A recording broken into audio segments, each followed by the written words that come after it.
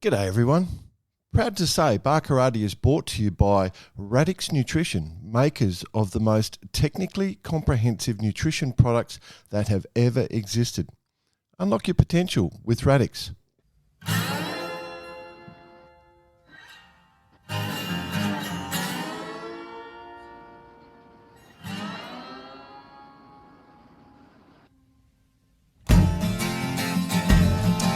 G'day listeners, welcome to Barkarati the Sailing Podcast. My name's Jordan Spencer. It's that time of the week where we get to hang out with some really cool sailors, but of course I have to share the mic with my two idiot mates. So first off, let's welcome Mr. Brett Perry. Greetings, Exalted One. Kia ora, bro.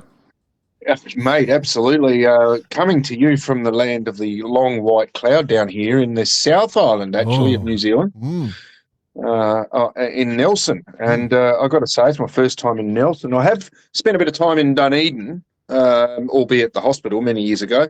But really, really beautiful place, I've got to say. And also, can I say, the Nelson Marina, Port Nelson, one Nigel Skeggs, who I'm here working with he bought one of my boats. Oh, yeah. But the marina is absolutely stunning. So if you're in the area, we'll call in and say good day. Nice move there, BP. Bit of cross promotion for one of your clients. I like it. That's smart. Using your tools. Right. Yeah, no, I'm all over this podcast stuff. We've got a late scratching on the other bloke. He obviously he's setting up for the Admirals Cup and they're out in the water and training, but he had to get a contract done for Southern Spars. These New Zealand companies keeping us busy, boys. And he just cancelled on us at the last minute. So apologies for the listeners, but we're going to make up for it because our guest today is one of our favourites, and he does have a lot. He's one of these blokes that brings you great joy when you see his smiling face walk across the room. And we see him in all sorts of random places, and we've had him on the show. I think if you remember, at least podcast episode 108 from memory. I think there's been subsequent ones. Off the top of your head, isn't it? Off the top of your head. Yep. But we were talking to Shane Ganera last week, and Shane, we talked all about the Cup, Admirals Cup.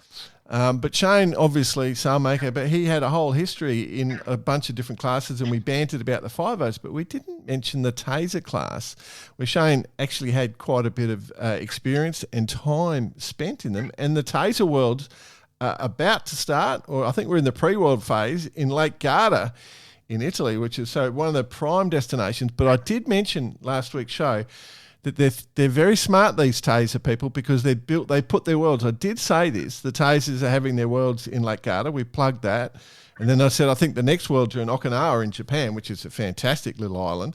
So I just thought, well, why not? Let's get a sense of the scene, because it's a great class, a class we love because it generally attracts the families, the mixed. Attacks the family. Not attacks, attracts. But yeah. Well, it depends. It definitely attacked me.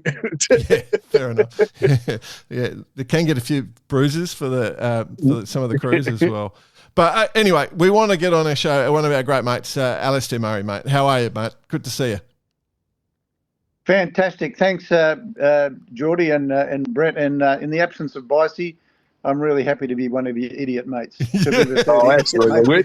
We're more than happy for you to fill his shoes. Yeah, I feel well qualified to be an idiot, mate.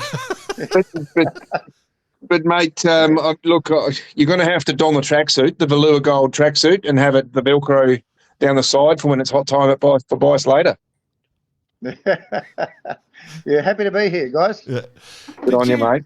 When you were you're the big boss of Australian Sailing, chairman of Australian Sailing, did you ever think about designing some funky tracksuits for yourself, mate? I've got a whole wardrobe full of them. I bet they go a long way back, I tell you. It's a bit like, if you told me 20 years ago that I'd have a wardrobe full of Lycra, I would have laughed at you, but that happened as well. Yeah. And not all of it's that fashionable, I can tell you. Well, let's talk about that, because obviously, there's a lot of different approaches to building up to a world championships.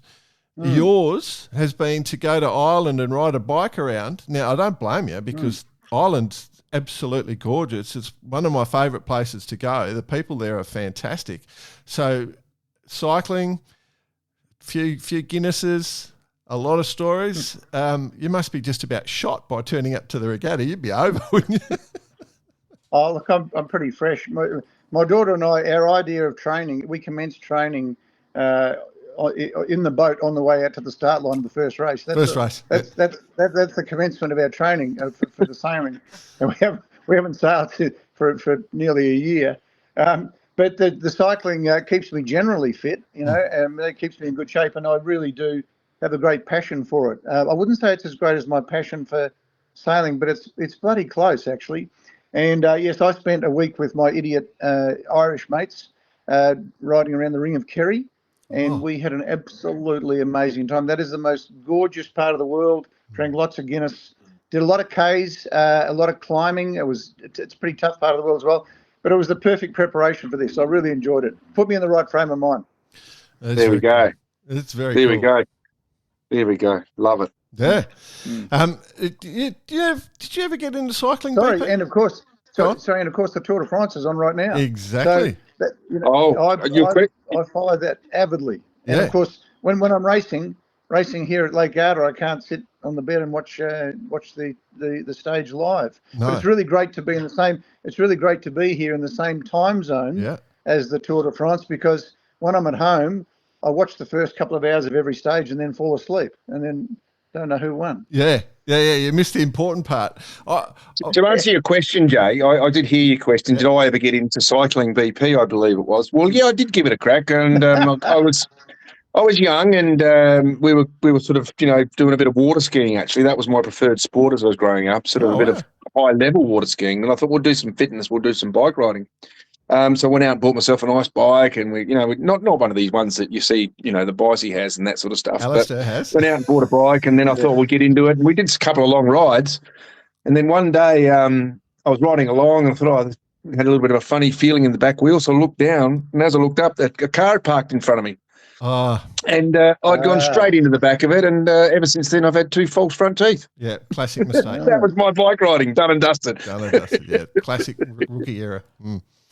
Glenn Burke's another sailor who's had a big crash with a car on a bike years ago. I know that. Yeah. Well, Berkey was sort of the guy that opened it up cycling for sailors, I remember. A lot of people, Berkey, the lasers all sailors started taking up sailing after Berkey went out and won 3 worlds in a row, I think. And, that was his big passion, was doing a lot of cycling. Well, I took up cycling 20 years ago to get fit for sailing. Yeah. And I now do probably 8 to 10,000 Ks a year. Yeah. Still. Yeah. Yeah. It is addictive. Some people have talent at it. I don't. My wife, phenomenal talent. But no, I've taken a serious disliking to the seats. Yeah, obviously. You know what idea I had, Alistair? Being a water-based person. And the Tour de France that you're talking about, my idea, the canal boats that you can take through France, you can get a little canal boat. I always thought, why wouldn't you follow the Tour on one of those? So you go along close to the next finish or start, and you moor up and then ride in and to watch it. And that was the way I've wanted to watch the Tour de France. That's what I was thinking. Tracy and I have actually rented or chartered a power boat in France for the canals.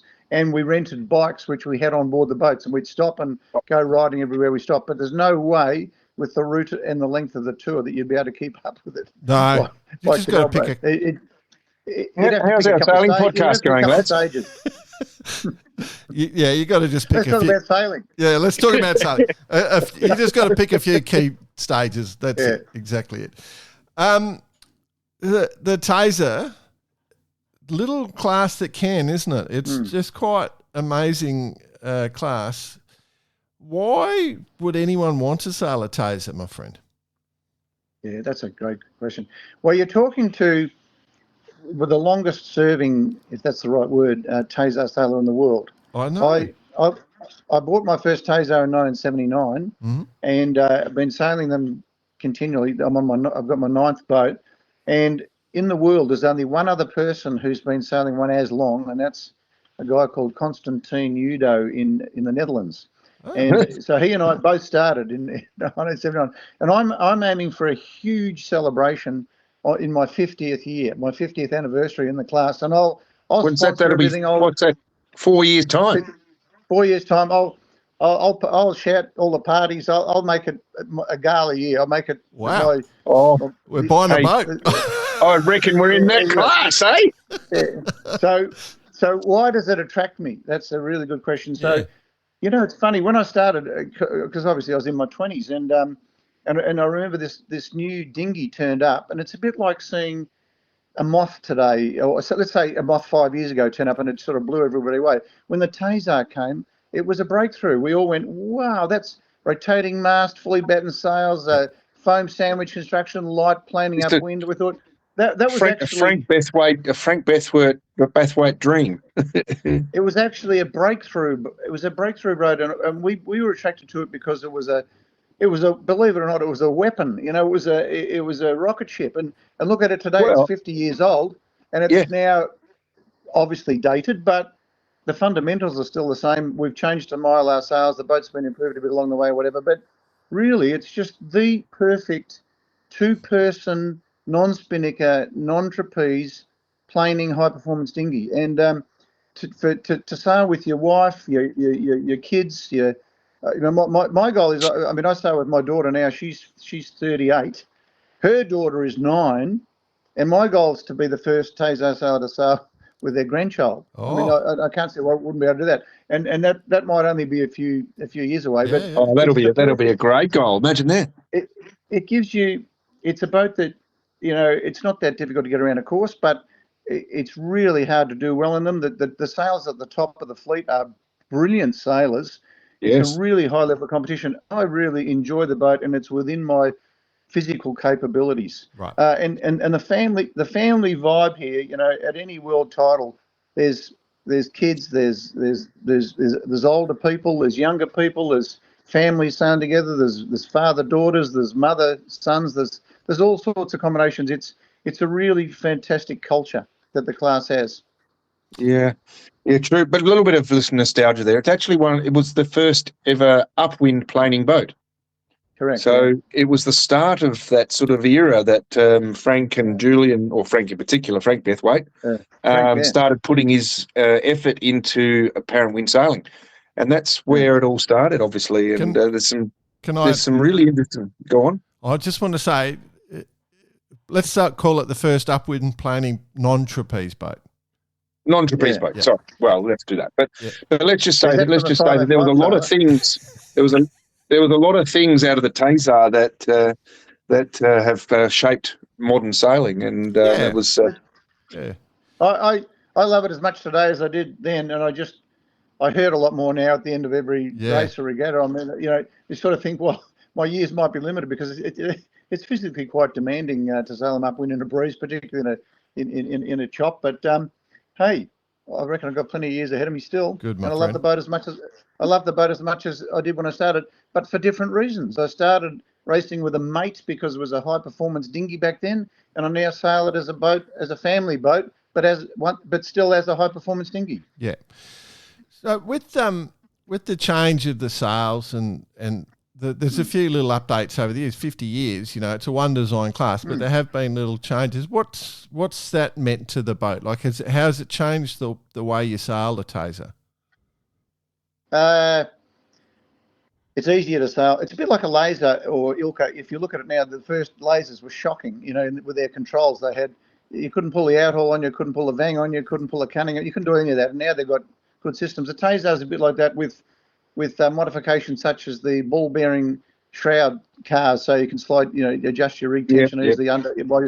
So the boat's got a bit easier, but it's changed very little apart from the major change to the mile-hour sails. And I was really the catalyst for that. I had a meeting with Frank, and I said to him and Julian, I said, you need to modernise the class, and we need to go mile-hour. And Frank looked at me and said, really? Like, wouldn't that be a step too far? And I said, we've got to bite the bullet and go for it. Yep. And we went mile-hour, and it just absolutely gave the class a new lease of life. Yep.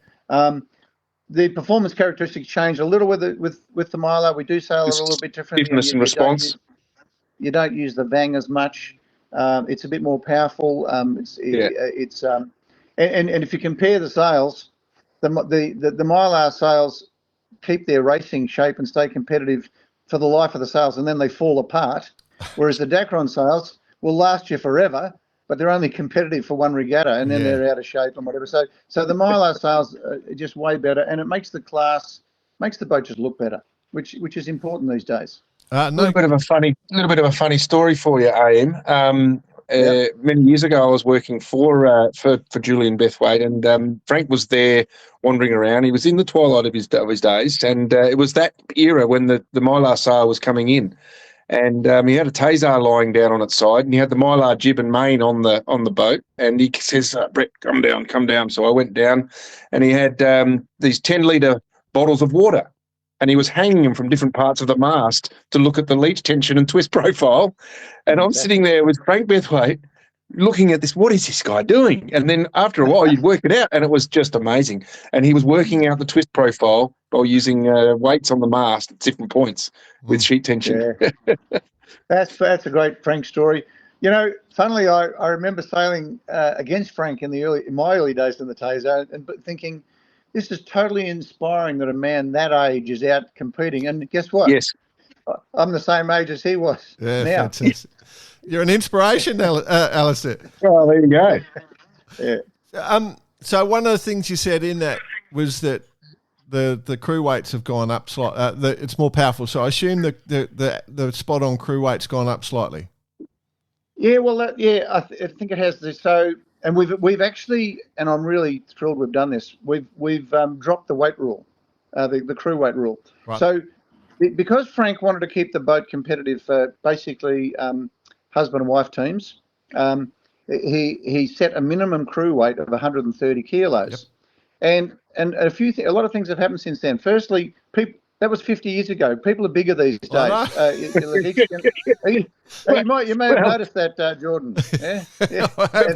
People aren't bigger, just the people who organised it are bigger. People, each generation has got a bit heavier. And so that 130 kilos for two people has sort of become irrelevant. And then with the Mylar, you know, that they were a bit more powerful. It's clear to me that the optimum weight for sailing them is 140 kilos. And so if that's the optimum, why would you penalise people that are sailing at 130 by making them put weight in their boat? All it does is slow them down, you know, unnecessarily, when they're going to be disadvantaged anyway in a breeze. And I always felt it was patently unfair, even though I was always a heavier sailor. I thought it was unfair against the young ones. So we've pulled a pin on that, and I think that's a great development, and that's encouraging smaller people and the Japanese competitors, particularly who are lighter, you know, gives them a chance. And I think now you can sail one competitively, very competitive in their range, 140 to 150. Yep. And my daughter and I are actually 160. So here in Garda, I can tell you we're quick upwind and slow downwind, you know, but that gives us something to work on for the next regatta. It does. Lose a bit of weight. Yeah, it does. Well, you've got to look at the data numbers on your sail out to the first race to make sure you're under control. That's all. Yeah. But anyway, 140 is, I reckon, is the best all-round weight. 145 is just fine. Okay. One of the things about the class is, I mentioned in the intro, is that you seem to pick really cool places to sail as your world championships. Is that part of the strategy of the class? Absolutely. And let me tell you the story about how we end up in Garda. So the best ever worlds in a lot of people's minds was the one we held in Phuket about 10 years ago. We actually took a regatta to a place that didn't have a single Tasar. Yes, and we didn't even have a yacht club. We took the whole lot there. We had 60 boats in Phuket, and everybody says that was the best regatta ever because we all stayed together, partied together, breakfasted together, and then raced together. It was brilliant. Love it. So anyway, so we've had a lot of good venues over the years, but we decided that following the Sandringham Worlds, which were a huge success, that we'd go to Okinawa, which is a Japanese resort. It's a couple of hours flight from the main islands of Japan, you know, down south. And for some reason, I actually think it was a really big mistake. They decided, I don't know how this happened, but that the Worlds were going to be 2.5 years after Sandringham. And we had a sailors meeting at Sandringham. We said, this is crazy. That's 2.5 year gap between worlds. It should be 1.5, and we don't know how it became 2.5, but we don't actually agree with it. So a few of us said, well, why don't we sandwich a promotional type Worlds Regatta between Sandringham and Japan?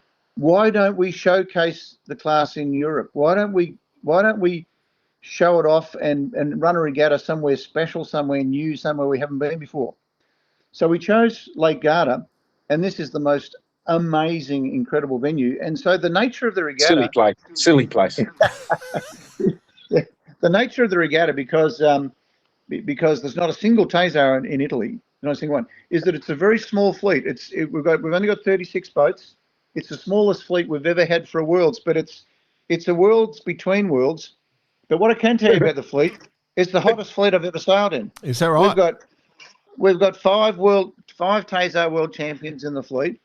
The standard of racing is higher than any I've been in, and yet there's only 36 boats. It's because all the best guys have turned up.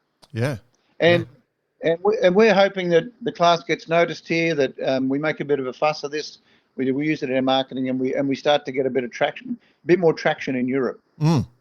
Well, so because where's the hot spots for the Taser? What's that? Australia, the US, Japan, England, UK, isn't it? They're the main nations. Yeah, exactly. Australia, UK, US, Japan, and Canada. And Canada, of course. Yeah, they're the five main fleets. Yeah, yeah. So Europe would be a good location, and I think the success of the class is around putting the regatta in good spots. Like the Hobies do the same thing. We've talked about this before, but there's a lot of success in classes that are mixed. Is one of my theories at the moment. What do you say to that? Oh well, Mixed cruise. It's got to be a big part of the future of sailing, doesn't it? I mean, when I was president of Australian Sailing, our a big push was the whole she sailing promotion. 30% of our members are female. When I started when I started on the board 8 years ago, and when I left, it was up to 35%, so 35, 65. So we're moving it forward. And the goal is by 2032 for sailing to be 50-50, for the membership of Australian Sailing to be 50-50. And if we only get there by 2 or 3% advance per year, we'll get there. And surely a big part of that is having women's events, mixed crews, mixed events, encouraging female participation. Yep. The same level of importance that you would attach to attracting youth. Yeah, I agree. 100%. Agree. Anything that can attract anyone, and having women involved is definitely adds sort of to the camaraderie element in terms. I've got to be careful. I'm not sure what I'm saying. I'm trying to say is blokes can be too much testosterone, and it sort of dampens that down a little bit. So it's perfect. Everyone behaves a bit better is what I was trying to say, I guess, in a way. Yeah, and that's absolutely been the vital element of the Tasar class has been the female involvement, no doubt. Yeah. It's very cool. So we're at the Worlds. You're in Garda. Is this your first regatta at Garda? I'm assuming you've done a bit. Yeah. Well, through my Ronstan life, and I've been here quite a few times, and I've enjoyed Garda, but I've never sailed here. Yeah. So first time. Yeah. I got Mel Page. I got my mate Mel Page giving me a weather update every day because he did the RS21. Oh, by the way, I've got to say how thrilled I am that he's the new CEO of Australian Sailing. Yeah. Yeah. We'll get to that. Just quickly, he's giving me. He did the RS21s last week, and he's doing the J70s next week. He's sending me a little weather report, and his summation of Lake Garda is a fantastic place to sail, terrible place to race. I'll probably go along with that. It's hard to figure out. Yeah, so you just got to sort of step back and have a look where you are. Yeah. It's tricky. It's tricky. Yeah. Shit, yeah. So, are you racing? Because obviously, one of the things about Garda is they've got the Aura and the Peeler, I think it's called, isn't it? From memory? Yeah, that's it. Yeah. And so the Peeler runs north to south. And the Aura comes back up. in the afternoon. I think I've got that right. I'm trying to remember. I haven't sailed there for ages. Spot on. Spot on. So are you racing mornings or afternoons, or what's the... Well, we in the Europeans we had before this, we had a 9 o'clock start in the morning because that's when at the only time they expected the peeler. Mm-hmm. And we had great sailing, and then the breeze just crapped out at about 11 o'clock in the morning. So we aimed for 3 races, only got 2. But what they want to do is they want to set afternoon racing only in the Aura, unless we run short. So we've got 5 days of racing. We had 3 heats yesterday, and the aim is to have all afternoon sessions unless it becomes necessary to race mornings to catch up. And if we do that, we'll probably do 8 o'clock starts in the morning. Yep. But of course, none of us want that. We'd love to be able to do it every afternoon. And so today we've got a 1 o'clock start again, with another 3 races planned. Okay. Beautiful. Because I remember in the history of the Tasers, they did the World Champs up in Darwin, and Darwin has that thing where, it had the thermal effect on the breeze. So everyone was being forced out in the morning, 3 races a day, and it was just a nightmare, wasn't it? Shocking. We were out, you're out there with your kid. My daughter was a teenager at that time. 130 boats we had out on the water, just floating around doing nothing for hours and hours, and just cooking, baking. It's not good. Not good for the class. Not good for sailing. We want to have short, manageable sessions of 3 or 4 hours racing. That's great. We don't want to be floating around all day. No, absolutely. And I think that I remember the Tasers doing that, and I remember thinking, that would kill any. If you're a first-time sailor doing that regatta, you would basically guarantee that person never comes back again. Well, we had a bit of that at the Nationals in Perth in January. Oh, really? Where there was lighter winds in the morning. They wanted to have a mix of light, medium, heavy conditions. There was sea breezes every afternoon like clockwork from 1 o'clock. But what they do, send us out at 9 o'clock in the morning to float around in drifters and then sit around for hours waiting for the breeze to kick in. Why didn't they just send us out at 1 o'clock and race us in breeze? That's right. Anyway, that's right. It puts people off big time. Yep. No, I think we talk about that on the show a lot, Alistair. You got to make it fun, because not only is it the sailors, but if people spend a lot of money to go to destinations, and the family comes along, and you want to spend time with your family as well. Like if you just go to a regatta and don't see anyone, it's the death of a sport. So exactly. Yeah. I think that the fun element also needs to come in. So I mean, we can have a few million beers and talk about this. That's definitely how we'll do.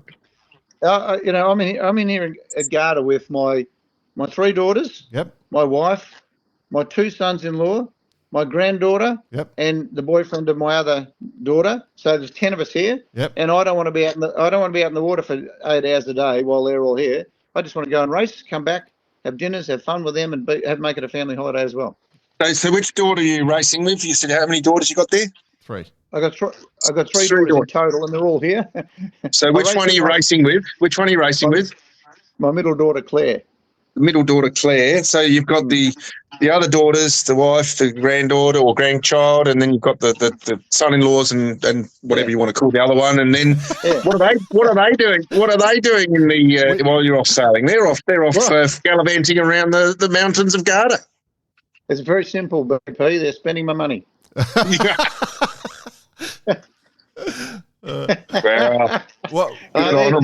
off having adventures. Yeah. We went canyoning. We all went canyoning the other day as a family on the lay day, and it was a great family activity. It was brilliant.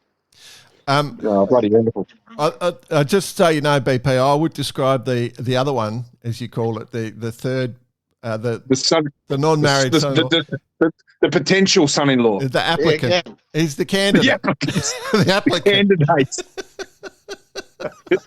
I only met him for the first time a week ago. So because they live in London. My eldest daughter lives in London. Yeah. Okay. Right. And how's he going? Is he sort of is he passing the ranks, or is he okay? I'd rather not say. Oh, No, she might be listening. yeah, No, that's right. no, he's great. He was fine. He was fine. Yeah. He's a good guy. Yeah. Yeah, no, great, Actually, mate. he's never sailed. I took him for a spin in the Tasar. There you go. Oh, there you go. Good on you. Well, there you go. Trying to promote the sport. All right. If we can continue to look at the Worlds, what's the form guide like? So you've had a bit of racing going on. You said that we've got 36 of the. Well, let's have a bit of fun. Oh. You've got 36 entries, 35 of the most hardcore taser sailors in the world. Well, we've got eight countries. Yeah. We've got 5 previous world champions. So just to run through those, we've got the McKees, Jonathan and Libby McKee. Defending champs. Yes. I think they won. In So Sydney. currently the second best Tasar sailors in the world. Who's the best? We don't know yet. So we've got the McKees. So they won in Melbourne. They're the best Tasar sailors I've ever seen, quite frankly. Right. So we've got the McKees. We've got Rick Longbottom and Darryl Bentley, who won the Worlds a long time ago. We've got the Renahans, Jay and Lisa Renahan. We've got Chris Dance from Australia with young Tom, who won a Worlds, and we've got Paul and Bronwyn Ridgway, who won a Worlds in the UK. Lovely couple. So, yeah, I'm sort of connected to them because their granddaughter is my granddaughter. Ah, of course. So their son this is married to my Tasar daughter. family's getting all a bit too bloody confusing. Yeah, Not to that's mention, where well, that's what happened. Yeah, there's been many romances, many relationships formed out of Tasars, and my daughter Claire sailing with me in Darwin. Yeah. At those World Tour, she met Hugh Ridgway at those championships, and now they're married. Wow. Wow. With our granddaughter. Wow. That's good. So the Tasar, the future love world boat. champion. It's the love boat. It's the love boat. The love boat. There you go. Yeah. Tasar, similar initials to Tasmania, you know, that sort of whole insular thing going on. That's all I'm saying. No. Get away from that. Anyway, Yeah. So 8 countries and a lot of very, very, very good sailors, and we're into it. So did you say you did 3 races a day? Is that what you were targeting?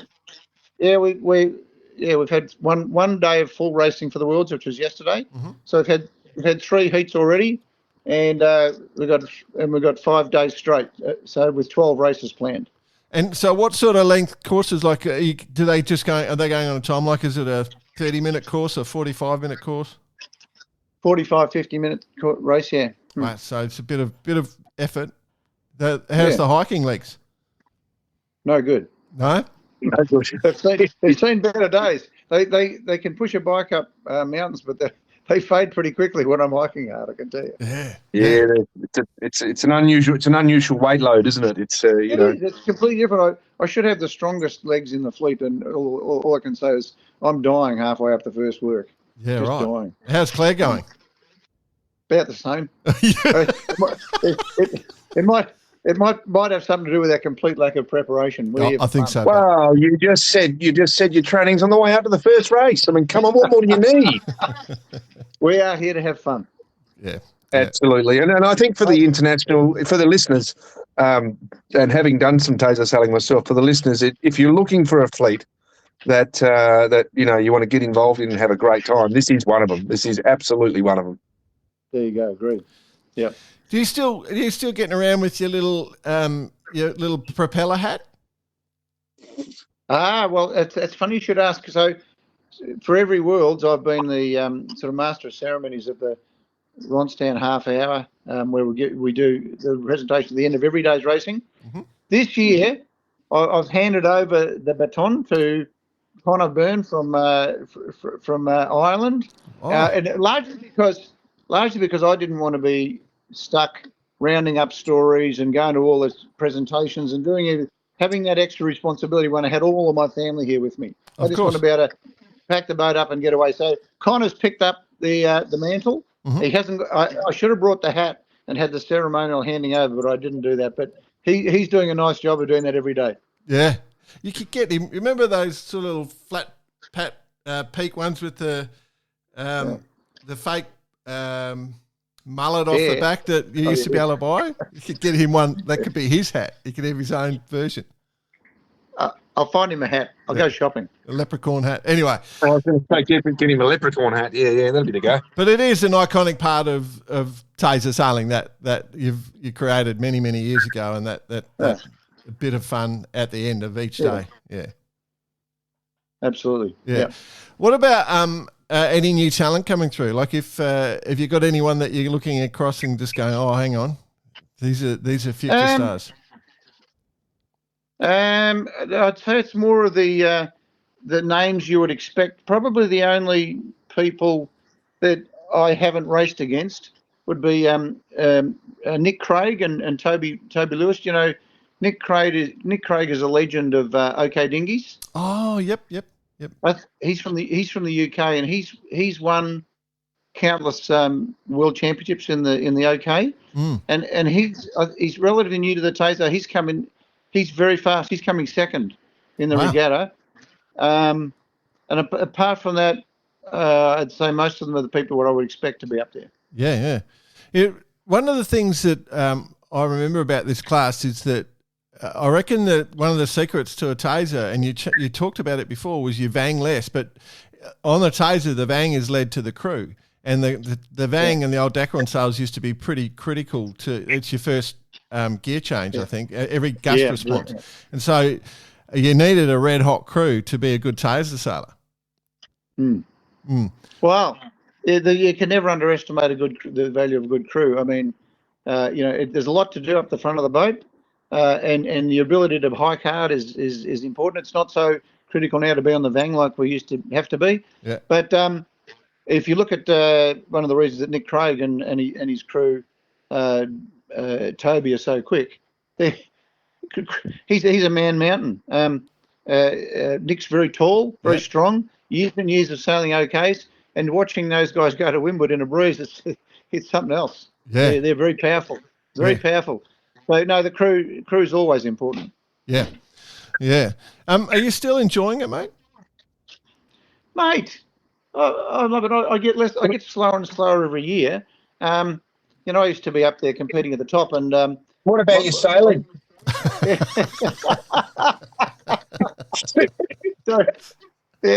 So my goal used to be in the top 25%. I'd say no. In the early days, I used to try and win them, and I had a string of fourths and fifths and sixths. I never won one. Won the World Masters one year, but I've won the Nationals, but I've never won a Worlds. But now and then lately, I've sort of said I want to be top 20% of the fleet, which I tend to manage. But this regatta, I've said top half. Wow! So I keep managing my expectations down, and they'll get lower and lower as the years go by. And so far, I'm living up to it. We're coming 11th out of the 36. So I'm inside the top half. Nice. And hoping to stay there. Nice. Good on you, mate. Good on you. Yeah. Absolutely wonderful. I mean, I would love to be in the top half of that fleet. Yeah. Do you blame Claire much for anything that goes wrong? Like, I would be. I would be. Yeah. Do you blame everything? Everything. Yeah, she cops it. Everything. Yeah. Well, I feel sorry for her because it's the commitment that's the problem. You should be doing more training than the first sail out when you start. I mean, come on, you should be pushing it. Yeah, you're right. I feel sorry for her because I'm getting clumsier and clumsier as I put in some horrendous tacks. I fall over. I left the balance. I get less and less coordinated, and I'd have to take the blame for most of the stuff up. So I'd say. Yeah. Is that because you're sort of looking? Is that because you're looking forward to a beer at the end of the day, or you know? Yeah, I'm always in a hurry for that. Yeah. But I can't blame. She's a really good crew, actually. Yes. Oh, my memory of her being a lovely human being. So, you're a winner anyway, mate. Well, we're once again talking about the beauty of the class and doing what we do. To sail with your daughter, to be out there on a boat with your daughter with the mountains around you, Lake Garda, competing with the best, some top sailors and having a ball. My daughter says to me that it's a happy place for her.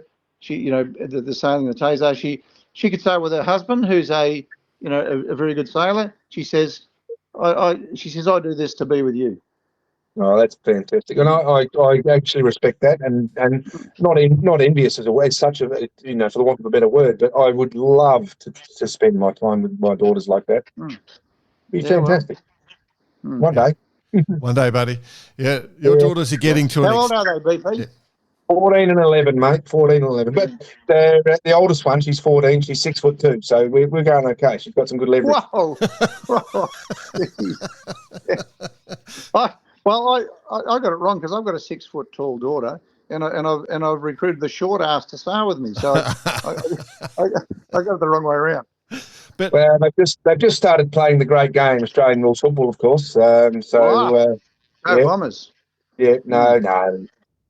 Bombers, bloody hell. But that's their first little bit of a thing. But they did mention to me after we sponsored the Sabo Australian titles in the Palace Des Moines Sailing Club this year, and they saw all the kids having so much fun, and they said, "Daddy, is it too late for us to learn how to sail?" And it kind of like brought a little tear to my eye. So one day it'll happen. Yeah. Well, out of my 3 daughters, I really only got one sailor, so I haven't been that successful on that front either. Can I ask? We can keep this just between us 3, okay? Yeah, no one's listening. Yeah, is Claire your favourite? Oh, look, I tell each of them at various occasions that they're my favourite. Okay, but she see that's experience right there, Jay. Something that you'll never have. You've got to be diplomatic. You've got to be very, very, very insanely smart how to handle that, especially 3 girls. I mean, I got 2, but I consider my wife the 3rd girl, and it's like, oh god. And I got a granddaughter as well. Yeah. Oh my god. Yeah. Yeah. So I might have to call you up, AM, to get some advice from you because I'm toughing it out right now. The 3 girls onto one man. It's like it's not easy. So Claire's my favourite while we're over here, and then there's other times of my life when the others are filling that favourite spot. Yeah, of course. Diplomatic. Yeah, it was perfect. Now, with the build up to 29, that's going to be the big build up. So we know that we've got Okinawa Worlds in next year, aren't they? They're next year, middle of the year, I think, is Okinawa. Yeah. And then 29. Do you know where the Worlds will be? No, to be determined shortly, and wherever they are, I'll be there, and it'll be it can be a big year. I'll throw some money at it. I'll personally sponsor some big parties. I'll make it a celebration. I mean, that's pretty good. I think it's a pretty good achievement. 50 years in a class. Absolutely, my friend, and we will help you celebrate. Don't worry. I'll pay for naming rights for that Worlds. The Alistair Murray Worlds or something. The AM World Championships. AM Worlds. I don't know what I'll do, but I want to make it. I want to celebrate it. Absolutely. I love that. I mean, I reckon that's bigger than the America's Cup. It's bigger than the SailGP. It's so much bigger than all of those bloody silly events. I think you've just single-handedly driven up the second-hand prices of Tasers. As soon as this goes to air, people will be rushing out to buy them, mate. I reckon. Well, I just said to you that I want to go sailing with my daughter. Maybe I'll say this. We have to do this regatta with one of them. I'll pick one. Stay on the start line, BP. I'll be there. Yeah. No, Okinawa then to be determined. I would imagine with that sort of 50th coming up, you might actually have some influence on the decision. Would you, if you had to, if you said, righto, you know what, where would I like it to be? And you're not allowed to say Victoria. I just want to take the hometown favouritism out. Okay, so where would you go if it was? And so just so you can't get in trouble at home, I'm not letting him say Victoria. All right, so. You mean as an Australian location? No, anywhere in the world. Well, I tell you what I'd love to see, and that probably won't happen. But we talk about the Phuket Worlds as being the best we've ever had. Yeah. We sailed out of Cape Panway Resort. It was the best regatta I've ever sailed, and we loved it. Tracy and I loved it so much that we got married there at the Cape Panway Resort, and we go back there. That's right. Every 5 years for our wedding anniversary, and we're going there at the end of this regatta. for our 15th wedding anniversary. And all I can say is if we had the 50th anniversary AM Worlds in Phuket, man, that'd blow me away. But I think it's much more likely. It'd be much more likely to be in the US at Cascade Locks, perhaps. Oh yeah. That because I'm just thinking about the rotation, but I'm not actually sure of it at this stage. Yeah. I'm just pick a really iconic space, which is Cascade Locks is absolutely one of the iconic spots. So that would be interesting. You probably wouldn't be able to beat the McKees on home turf, though, would you? They'd be red hot there. I'd be looking at a different place. Yeah. No chance. I'm going to be even slower by then. Yeah. It gets even more difficult. I love it. All right, mate. Well, I think we might leave it there because obviously we know you've got to go sailing later on today, and you're probably starting to think about your preparation. But we do wish you. He's got another reverse curve in his pocket, Joe. Oh yeah, that's why we're doing this, of course. Before you go, I'll give you a quick rundown of the standings. Hit us. We didn't cover that. So we've had 3 heat winners out of the 3 heats. One was Rick and Darryl Bentley won a heat. Jeremy and Suzanne Hawkins from Great Britain won a heat, and Nick Craig and Toby Lewis won a heat. So the leading the regatta is the McKees, Jonathan and Libby, and they haven't won a race yet, but they're leading. Nick Craig's coming second. Rick Longbottom from Australia third. Jeremy from the UK fourth. Hugh Tate, do you know Hugh from Sydney? Oh, I can't say that I do actually. I'm just trying to think. Okay. Yeah, he's coming fifth, and Heather McFarlane, Chris Payne coming sixth, and then we've got Americans 7, 8, and 9, and Australian 10. But it's shaping up well. Coming 11th? That'd be me. Oh, there you go. But my goal is to finish inside the top 18. There you go. No, I'm gonna give you a special little gift. I'm gonna give you a little tap on the forehead. It's gonna be you're gonna come in the top 10. Oh, that'd make me very happy actually. I love it. I got a couple of world champions behind me. I'm currently ahead of Chris Dance and Paul Ridgway. So don't be afraid of those. Don't be afraid of them. Not sure that I can stay there, but we'll see how we go. Oh, cool, mate. Here for fun. Enjoy your family time. Give them our love and enjoy the regatta. And wow. It's an amazing record you've got. That's why we reached out to you when we thought of tasers. We knew you were the longest serving taser person in the world. So you've done some amazing things in your life, mate. It must be hard to go to sleep with the size of that ego that you must have attached to you. I tell you. My wife says that to me actually. It's funny. Yeah. No, I do all right. Yeah, you do. I've had a great life. I've had a great life in sailing. I've had a great life in sailing, and it's because of the people in it. You know, it is, isn't it? It's in all walks of sailing, whether it be people I sail against, people that I've done business with, people that I've, my customers, my competitors, guys like you in the media. The sailing is full of so many great people. Well, I think of you that way. Don't you? These days, BP. Yeah. BP is a boat builder. No. I just get together and have a chat. I don't even realise what's going on. Well, boat building's a tough way to do it. They say, I know you've heard this one many times, but how do you make $1 million in boat building? You invest $2 million, but you get out fast. Yes. No. There's a few little different philosophies that are sort of flying around right now. But hey, I'll have a chat to you about them later. And I'm going to send you a photo of my Sophia 24. I'm coming off the shop. Yes. Are we allowed to talk about that? And look, I'm going to come down to Meetung and catch up and have a look. It'll be a good excuse to come down. I might bring that one to Lake Garda down for a bit of a look. Okay. Well, I've got a big house here. You guys are welcome to stay anytime. We didn't mention the new Sophia on the show, I don't think, Alistair. I know. We talked about it before. Yeah. Okay. Yeah. So you've got a new toy turning up to sail on the lakes there in Meetung. Yeah.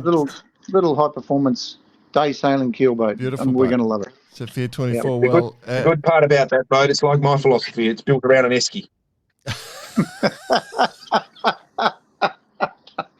There you go, boys.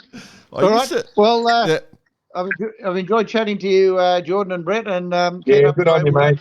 Good luck with the regatta, and enjoy yourself. Don't forget to look around at those mountains. All right, mate. I'll keep you posted. Good luck. Cheers. Mate.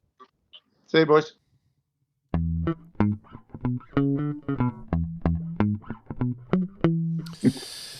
Good chat as always with AMAM. I got a bit of news. He sent me a message during a couple of days ago because we recorded that about 30 hours ago. I reckon BP got a message from the boy. He'd had a good day. I think he got a 7th, a 9th, and a 5th. Him and Claire. So he was pretty fired up. How about are you fired up, BP? You feel like jumping into a taser?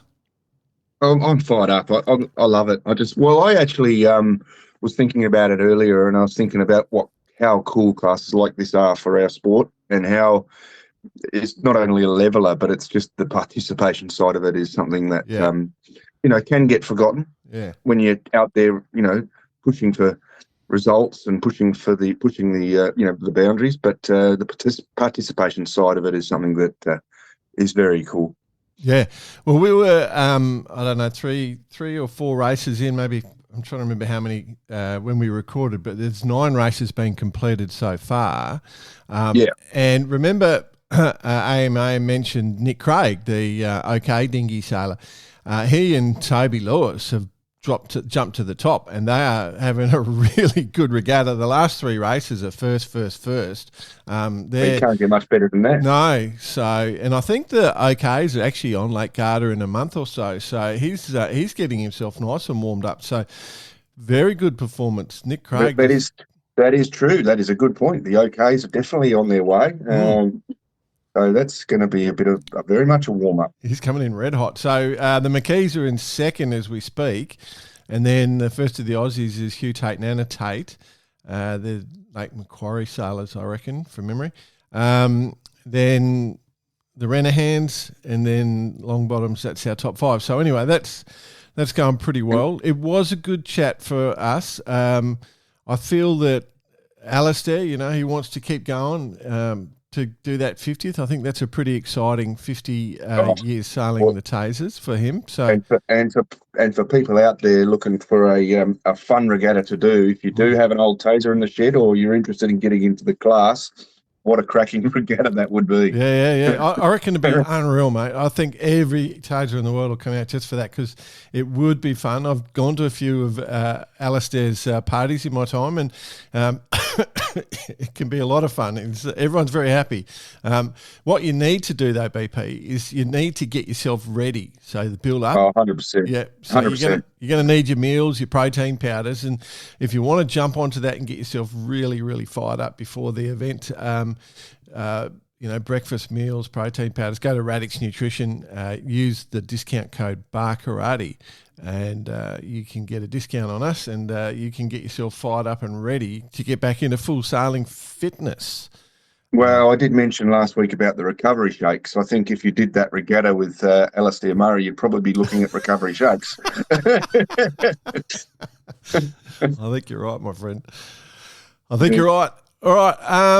Good on him. Good on him. 50 years to celebrate in one fleet. And as I said, definitely well worth it if you're in the area and or interested in something really cool to do. I agree, bud. Coming up, the youth. We've seen the moth world. So we'll come back to that. We talked about it the other week. The youth coming through in the moth.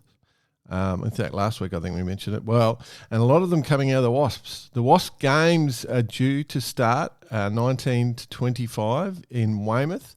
So that is, it's not an official World Championships because they run it slightly different to the requirements of World Sailing.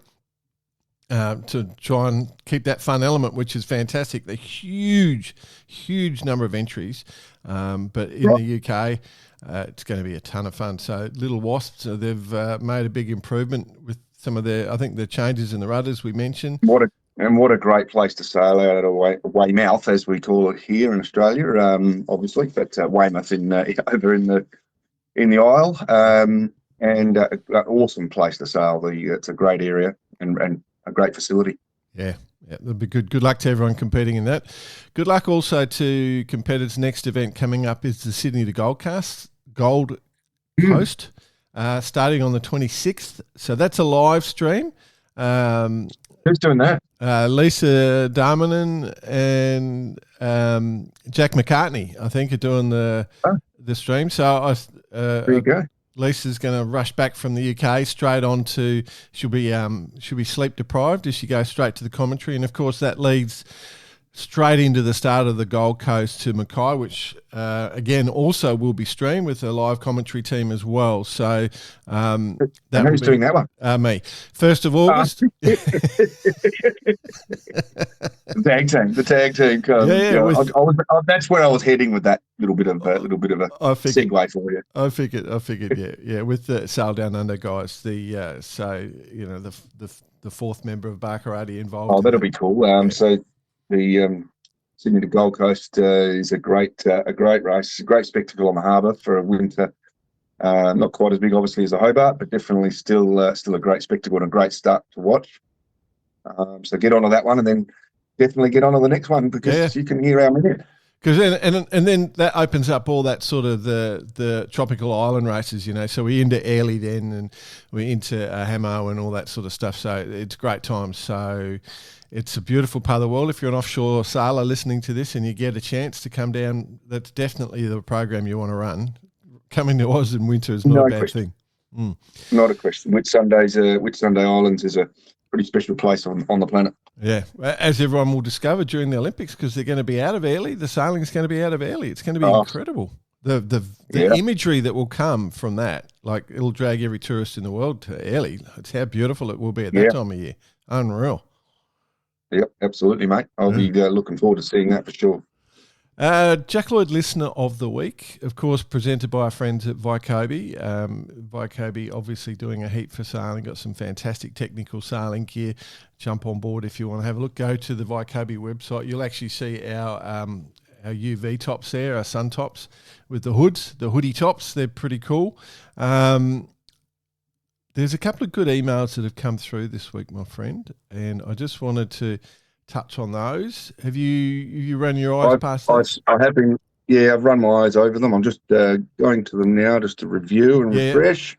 Yeah, so Alex Morton sent us an email in, and it is interesting, obviously, given we've spoken to the former president of Australian Sailing in this issue, and we've got a new CEO of Australian Sailing. We've got a new president of Australian Sailing. So Pagey hasn't started his gig as CEO yet. But this is interesting because Alex has gone and done all this research. So he says here, over the past 15 months, I've gathered data on small boat racing in Australia during the 23-24 season and completed the most comprehensive analysis of Australian sailing participation ever done. He shared us a link for the report and the executive summary. So it's designed to stimulate conversation within the sailing community. So he's from Albert Park Yacht Club, Mirror and 125s and that sort of thing. So he says in his summary here that the small boat racing is a vibrant community, 211 clubs running racing programs, 82 active class associations, and over 9,200 boats competing.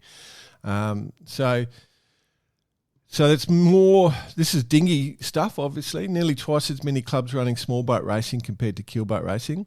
But below those numbers, there are some opportunities that could strengthen our sport in the future.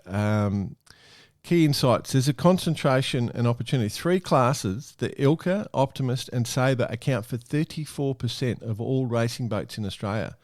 That is a lot. A big number. Yeah. And they're all You know, I look at those sort of 3 classes, and we're talking about grassroots here. We're talking about the percentage of people. Mm-hmm. They generally are accessible financially. I think that's the absolute key factor here. Absolutely. Single-handers, accessible financially. I reckon you've absolutely nailed that on the head, BP. I think that's exactly what it is. And that's what the BK1, if I ever get off my ass, will be. It'll be even cheaper, but even more accessible for everyone, but also allows you to home build. I reckon that's what we're going to do one day. Interestingly, each state has its own sailing identity. So, for example, Sabres dominate in Tasmania, but don't crack the top 10 in New South Wales. Only 10 classes are sailed in all 6 states, and just 20 are raced. That's an interesting point, isn't it? Yeah, and just 20 are raced at more than 20 clubs. So that's pretty interesting. There's a disconnect between Olympic classes and grassroots participation. So that's interesting. He's trying to pull positives out of all this. So if you actually get your hands on this report, it's not criticism. He's actually going, this is what it is, and here's some of the positives or things that we could try and do. So he's sort of just tried to create this data, tell us the story, and then we can make some decisions about how to move forward with this. So what can we do? We can do it together. We know what to do. So let's have better conversations, make better decisions, and build a robust future for Australian sailing. That was the purpose of his email. If you haven't got your hands on that, you're welcome to email us and we can pass it on to you. We haven't got permission to provide it up on the link as it yet, but if he does say that to us, then we'll go for that. But what do you think on that, BP? Mate, look, I think it's been what we've been banging on about for the last 5 or 6 years since we've, started Barkarati, and obviously this is our little way of sort of trying to keep people's minds open to what is actually out there, because, and the point of him saying that, there's different states have different boats, and I don't think that really needs to change. I think as long as we've got people on the water, we've got the result we're after. The different, obviously, the pathways to the step up to the Olympic pathway, that's where the cost starts coming in. And you see that it thins out quite radically, at the top level, but that's kind of to be expected. A lot of these, you look at the laser and the Ilka and the Sabre and the boats of that sort of nature, single-handed, cheap and easily accessible. Not everyone wants to go to the Olympics. I mean, that's just what we need to remember here, that although it looks like people, things are thinning out at the top level, I don't agree with that 100%. I just think it's a pathway that not everyone wants to go down. They like going down the club on a Saturday. They like having a sail. They like coming in, having a beer and doing a bit of Barkarati at the end of the day. I do want to add to that, though, BP, not even if you do want to go to the Olympics, if you are what we call a normal-sized human, you can't go to the Olympics because none of the classes, basically, you're 83 kilos and lighter to go to the Olympics. And Australians are very much sizing out of that. So even if you do want to make it to the top, you can't. You haven't got that opportunity. So we do need to make sort of premier events. And so this discussion we had this week with Alistair and the Tasar class, they're making it fun. So that's reaching out to those people that like to have fun. There are other classes that suit the bigger guys, but bigger people, and they have great world championships and great camaraderie. So the Olympics are not for everyone because either they don't want it, like you say, or it's not accessible to them because there's no class there. That's the other side of it, yeah. So, but we have to recognise the talent and standard of, that's why we created Barkarati, and that's why we try and do some of these, talk about all these sort of different classes. We're still looking at the international canoe stuff this week. I was going through all their pages today because that's a cool. This is all relevant too, though. Let's make an important point here. It's all relevant internationally. I mean, there are classes that are sailed all around the world that aren't sailed in, other countries. It's kind of relevant to keep the to keep the actual main point in focus, and that is getting on the water. Getting on the water. That's it. Says me who never gets on the water. Another email, Phil Shearer. The Kiwis in Stockholm. Look, hey, boys, a short story from my mates Jason and Brendan, who travelled from New Zealand, bought a boat in Europe to compete in the Stockholm archipelago. You mad Kiwis, we love you. This is from the afternoon of day 2 of the 5-day raid from Jason. Oh, this is a cracking story, isn't it? Yesterday afternoon in leg 4, we finally had the boat dialed in, and we were sitting in fourth place. We were close to an outcrop of rock, and we could see close to an outcrop of rock. we could see from our charts we were clear, but our starboard centerboard had a rock magnet on it, and it found that rock. We heard a thud and grinding sound, and saw the board. Just that sentence there, we heard a thud and then a grinding sound. I'm just like, oh, the feeling and the sound. And then the board was on a bit of an angle. We kept sailing for another 5 minutes to be passed by 2 other boats. Why are we going so slow? Why is there so much drag on the starboard hull? Ah, shit, we're sinking. Unfortunately, it's not repairable on the go out here. Our archipelago raid is over. So we managed to save the boat, get it towed to a marina nearby. Now we have a journey to take the ferry and bus back to Stockholm, pick up our camper and trailer, retrieve the boat, and call the insurance company. We are totally gutted. Ah, that sucks. Yeah. All that effort. Yeah. Well, it's unfortunately, I think it's a part of the raid. It is. It's exactly right, bud. It is exactly that, part of the raid. And good on them, yeah. You know. Like I feel. Yeah. I'm pretty sure they've got the bug, though. You'll probably see them. See people like that lining up to have another crack next year. Yeah. Yeah, well, if they can afford it. It's a long trip. It's a long trip. It is, yes. Cool.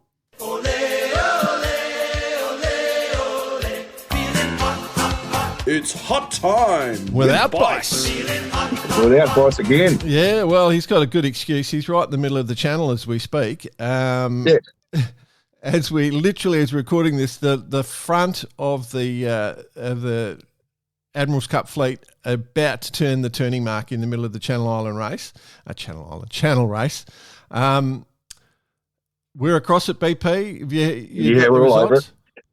Well, yes. I mean, obviously, it's race 1 of the Admirals Cup, which we've been banging on about now for the last, couple of weeks, haven't we? We've been excited. The build-up's been exciting, and what it's going to do for sailing. And all of the names that we've been talking about, there's a couple of interesting ones, but majority of the names that we've been discussing are there. So it's proving to be what we expected. It's exciting. Oh yeah. I mean, there's some super cool when you look at how these are all going. But interestingly, it started. So the race started it's like it was a westerly. It started downwind start. Really light winds, and I think the Zen snuck away from the fleet pretty quickly, but then everyone's come over the top as that wind did pick up a little bit. It's interesting because you wouldn't have expected that from Zen. You would have expected a couple of the more racy boats to have that, so they must have had a cracking start, to be honest. Yeah. It was pretty intense from what I've heard. I'm just actually looking at the lead because Beau Jest is leading to the turning mark. It's only very close as we get there. But Beau Jest is a Boaton. We just got an update. Yep, no, Jolt 3. I'm talking IRC corrected times here at the moment. No, I'm just on line owners, buddy, just before you go there. Oh, okay. All right. Well, geez, I better get back to that. Hang on. So we got updated as I was just doing the talk. So Beau Jest has just gone around the turning market, and that's a Boaton 52. Then next is a Boaton 56, the Black Pearl, and then next is a Boaton 52, the Jolt 3. I'm really quite impressed. Then the Django comes in, the Wally Rocket. I'm just then we go into a car kick, but from the perspective of overall, in the top 6 boats is four Boatons, I think. So they're going quite well in those conditions. But, yeah, if we go back to the IRC now, Bud, I just thought there's a couple of other things that jump out as well, isn't there? Yeah. I mean, what we've got here, I'll make sure we're on the same update here. Obviously, I'm over in Kiwi land, so we'll see if we get the same numbers. Jolt 3 leading in IRC. Yeah, that's estimated correctly. Yep. Yeah, Beau Jest second, Rand third. So, we've got a 52... taking out the threes at top 3 at the moment. So yeah, it's interesting. Is Django a 52? No, isn't that a JPK?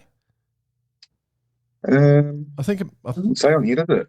Yeah, I thought Django was the little JPK, the 1180 or whatever. But what I did pick up, buddy, so we've got the Jolt 3 right there and Beau Jest in the lead. They're not too far back. Is Jolt 6, and then There's a Django JPK, the Italian one. Yeah. Double up. There it is. Found it. It's the different one. And then But Sunrise that's is right it's still doing what we sort of suggested, isn't it? That the smaller fleet, the smaller boats in the fleet are going to be the key to this regatta. Yeah. But so if you look at the overall standings, if that was to be available now, Jolt would be looking damn good, wouldn't they? Well, the two Jolts are right there. So the Malta, and then the two Beau Jest and Beau Ideal, the Hong Kong team, the same name teams are the ones doing the best. Is the sort of funny thing about it. And then the little JPKs are going quite well as well. But we've known that for a while, haven't we? Those things go.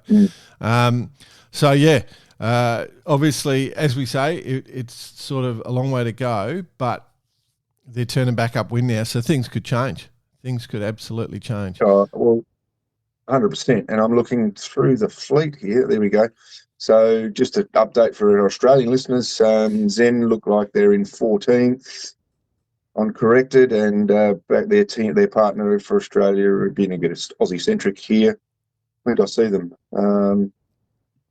In 30th. So back to black with Sean Langman in 30th. So it's this is a big double points regatta for the teams. It's critical that both boats finish. So that's what the goal is here. Okay. I have made a mistake that I think will be pretty important to the whole strategy here. They did start downwind and had kites up, but then once they got out into the channel, they've been going into a southerly. So, in fact, they're going to put the kites up now. They're about to smoke it in home. They're probably sitting in. And there is breeze building. Yeah. So, the breeze is going to build. So, that makes the smaller boats come into it a bit too, BP. So, yeah. 100%. So, I'm just looking at the weather. It's a building breeze. So, anyway, we'll see how that all pans out. Yeah, cool. But it's on, Admirals Cup. Good luck. If we were cheeky, we'd pick up the phone and call Bicey, but I reckon he'd get in trouble, so we'll leave him alone. They're not. I mean, they're not struggling, but they're not exactly setting the world on fire, are they, at the moment? Yeah, it's right. It's probably not as rough as they want, but anyway. Yeah, tough going, 100%. Another one on the other side of the world is the Chicago Mackinac race has just been raced this weekend. So I think it's the longest freshwater race in the world, where they race right in front of Chicago City. Chicago Mac. Yeah. Commonly referred to as the Chicago Mac race. It's on my bucket list, I've got to tell you, and I'm hoping that in the next couple of editions we can get a next two there and have a go, because I think that's a great race. Yeah, you'd want it to be a downwinder, I assume. Oh, don't you want every race to be a downwind? Good point. Yeah. You got me there. No, it's just one of those races that it just gets a lot of coverage, and it gets a lot of interest. So yeah, I don't have the results on me here. There's a lot of different classes. I'm not going to read results on that, but it looks pretty cool, and party time on Mackinac Island. So it is a bucket list item. So that's probably the best thing that we can say in that situation. Do want to highlight. We did a bit on the moths. Enzo Ballinger actually did win the Moth Worlds. We hadn't. And how about our mate Tom? He came back hard, didn't he? Had a great last day. Well, let's just go and do a Moth Worlds. Haven't sailed for a couple of years. It was his. He chatted yesterday. I saw a chat with Lise and himself yesterday. They haven't sailed a couple of years, but I was happy with second. Yeah. He's good old Tom. But no, I think we need to highlight the youth though, the Enzo and Jacob Pye. Jacob won the Moth Youth Worlds. They're in third, just behind Tom. So it was a good result. I think it's pretty impressive. Fantastic performance. A lot of the SailGP sailors are in that fleet, and they're obviously right now banging around in the UK on their SailGP, because we've had one day of racing on SailGP as well, BP. Oh, and what a lot to break down from that. I mean, if you're looking on water, Dylan Fletcher is proving to whether it's local knowledge or what, but he's turning it on for his home crowd, which is exciting. It was a good day sailing. Yep. It was really, really good. They looked really fast, didn't they? you know. Yeah, yeah. I know this is stupid because everything's identical, but I just want to say the Aussie boys nice and consistent, probably not at the top of the field, you know, like we've seen a few regattas where it's been Spanish dominant, and now obviously the UK last night or yesterday. Since they broke that wing, the Aussies they haven't looked the dominant boat since they broke that wing. Have you noticed that? Yeah, I was watching it, and the first two races, so I think it was a 7th and a 6th, both starts pretty tentative. I thought the starts was where, I mean, we all know that. Right. We know that it's all about the starts, 100% with this event. But you know, they were very tentative on the start line. I just think that's confidence in the boat. I think they're just rebuilding that because if you look at that last race, I was sitting here watching it with the guys here that I'm currently working with, and you could see that the last race, Tom was a lot more aggressive, or the team, I should say, were a lot more aggressive, and that paid off. So, you know. But what's a key factor, and you know this, if you are in that fleet, you just go backwards. If you're in the middle of the fleet, you cannot pull your head out. I mean, you look at the third race, New Zealand absolutely nailed it. And then the last race 4 of the day, it's yesterday and Saturday, that is. You know, they came dead last. I mean, it's just it's not easy when you're in the back of the fleet. Yeah, interesting little venue though, because you know with the fort little is the key word. The course is pretty tight. There's not too many overtaking lanes, but you know it comes back to the start again, doesn't it? There definitely seemed to be a bit of tide difference on the course as well. That was really noticeable. But the Poms were fast. They were definitely fast. They were the only boat I think that left their strategist in the back of the boat, and then they just used one grinder, whereas the others threw their strategist forward. I did notice that. I picked up on that with you know, with Australia having the strategist on the grinding position. That can't be easy. No, and I think most of the boats did that except for the Brits. Look, Hannah Mills, obviously, she's a super talent. It must be pretty amazing discussions in the back of that boat, I tell you, between Dylan and obviously. I'll tell you who I am suitably impressed with so far is the Italians. Coming good. Yep, having a lot of positive results, and I dare say that one Mr. Spishill's relatively happy. Yeah, I think so. Like you're definitely onto it. I also I guess we have to highlight the sadness for our French friends, that the fact that they lost their wing before the even racing started. That was just, well, it's a huge topic, isn't it? And it's something that I guess I don't want to really go too much into because of the trouble we've had over the last year with the boats. Yeah. You know, it's something that these boats are so highly tuned and highly loaded, you know, that it's an issue that keeps rearing its ugly head. And Max the cat's just walked in. Max the cat, who sailed from Fiji to Australia, coming to say hello. Yeah. So, you know, the point is that yes, it did break. It was unclear what has happened. I don't believe there's been too much said about it at the moment, but very disappointing here for sure. And the other one I think we need to highlight is that I'm really fired up for our favourite person, skipper. Swiss. The Swiss team. Yeah.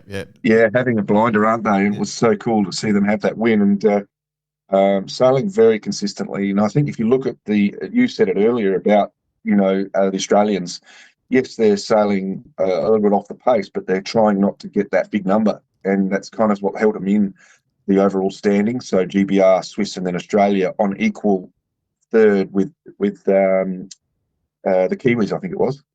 So, you know, it's consistency that makes these results come to the fore. And if you won't look at all the past, it's Tom that seems to have a couple of bad races, and then he walks into bad races. He never has an actual bad race, but he fires up when needed. So it'll be good to see how it happens on Sunday, obviously. And exciting times. Well, I think we have to claim some responsibility for the Swiss performance, right? Because remember episode 310, we had Maud Jayat on the program. Yeah. We loved that. She was fantastic. If you haven't listened to that, go back and listen. She's a great human being. And we made the discussion. We had the whole discussion about Sebastian's name, Schnitter. You are 100% correct. Has she pulled the card out? I'm wondering exactly that. Like, so, Maud, if you're using the card, well done. It's working for you, and more power to you. We're really happy for you guys. So, Oh, the reverse curse. Oh dear. Well, we got plenty ahead of us now, BP. We got to see. I mean, this whole week we've got the Admirals Cup. It's going to be unreal. So obviously we'll see how Bicey goes when he comes in. We're going to try and pull together, it's all nice in planning, but we're going to try and pull together on the lay day we'll record just before the start of the Fastnet a few of the bodies that are there at the Admirals Cup. Mm-hmm. We've got the rest of the SailGP just to see how that finalises out. And then, we've got all sorts of things going on. So it's a pretty exciting we've got time. the launching of Hull 8 Far X2 number 8 in New Zealand. So that's going to be big. In New Zealand. Look, mate, that... Down in Nelson. You've got a couple of those boats in some great spots where they would just absolutely be unreal. At time of recording, it's 11 o'clock Sunday morning here in New Zealand, and we've gone for a little stroll. The weather is absolutely stunning, not a cloud in the sky, and a beautiful part of the world to come and see. And as I said at the start, if you want to come and see a beautiful place, it's fantastic. Nelson, New Zealand. Yeah, but I'm thinking the X2, like just smoking downhill, that'd be great. Cool. Oh, yeah. Rock and roll. Cool. All right. Is that us? I think that's us. Oh, that's us. Yeah. I've got to go and put a mast together. No worries. I've got to go and build a house, repair houses, do cars, all sorts of stuff. Righto. Thanks for putting up with us. Go on. Yeah, no, just saying have a great day, and looking forward to the next day of sailing ahead of us, and have a great weekend for everyone. Cool. All right, thanks for listening, everyone. Cheers at barkarati.com if you want to send us a note. Obviously, Vycobi, if you want to get the UV hoodie, you can reach out. If you go to cheer at barkarati.com, you can see the warm hoodies. And then Radix, our friends at Radix. Radix Nutrition, Barkarati is your discount code. Have a great week. Speak to you next week. Yep. Cheers. Good luck, Bicey. You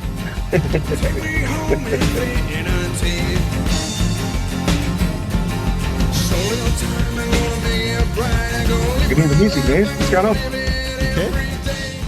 Okay.